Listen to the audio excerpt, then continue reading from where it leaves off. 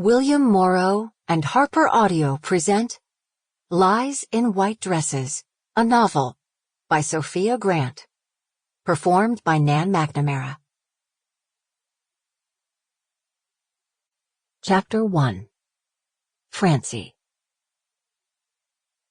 May 1952. It couldn't be Margie, because she would cry. And besides, she might bring the children, which would turn the whole thing into a circus. Jimmy hadn't come out and said it, because he was trying to spare her feelings, but he was playing golf with his father today. The club had called to confirm their tea time. That left Alice, as usual. "Mother, do you want the blue with the feather or the tan?" Alice called from upstairs. She had skipped her painting class this morning to help Francie finish packing and to say goodbye to Vi. Vi's two boys worked for their father's publicity firm, and all three of them were currently in the middle of the Mojave Desert, getting ready to launch a client's nuclear tourism business.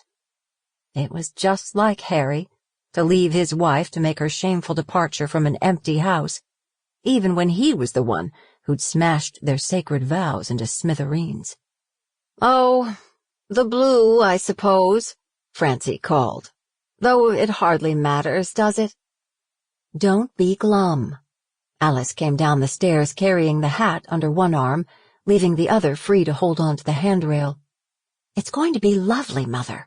You just need to think of it as a vacation. You and Vi have talked about going to Reno together for ages." "Yes, but not like this. There won't be any snow, and we'll be coming back divorced." Francie put on the blue hat, checking her reflection in the hall mirror. How had she let this happen? It had been a decade at least since Vi first broached the idea of visiting her hometown. She wanted to show Francie the house she grew up in, to visit her parents' graves, to see the mountains covered in all that lovely snow.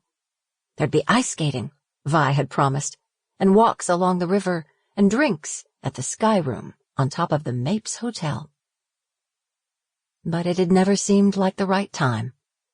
There'd been graduations, and weddings, and engagements, and grandchildren, and it had seemed as though they had all the time in the world. Before Alice could respond, the front door opened, and Vi walked in. She hadn't bothered to knock, since she and Harry had moved across the street from the Meekers 3 decades earlier, when she was pregnant with Frank, and Francie's firstborn, Margie, was only a baby. "Good morning, Francie." "Hello, Alice, darling." "Well, you don't have to sound like you dropped your ice cream cone," Francie scolded. "Alice was just telling me to keep my chin up, and you'll simply have to do the same." The driver followed behind Vi timidly. Harry always hired men who were afraid of him. "Should I get the bags, ma'am?" "Yes, please." Francie grabbed Alice's hand and gave it a squeeze. "I suppose this is goodbye, then."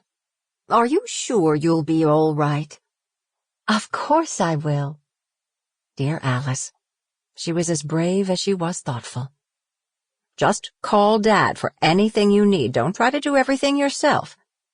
For the 10,000th time, Francie sent up her prayer, "Dear Lord, take care of Alice." A habit like breathing. "I'll miss you too, Auntie Vi," Alice said, kissing her on the cheek. Francie was gathering her purse and gloves when she saw Vi do something she'd never done before. She placed her hands on either side of Alice's face and pressed her forehead to hers. Didn't say anything. Just stood like that for a moment. Vi had never been the demonstrative sort. Was this what she was in for, Francie wondered? 6 weeks of maudlin fussing? All because of Harry, who, in Francie's opinion, wasn't worth wasting a single tear on. "Let's go," she said too sharply. "I want to get on the train before they start letting the coach passengers on." The train would be departing at 9, but at 8:30, the sleeping car passengers had been allowed to board. Francie had been determined to settle into their compartment before the hall became congested with other passengers. The porter looked at their tickets Sample complete. Ready to continue?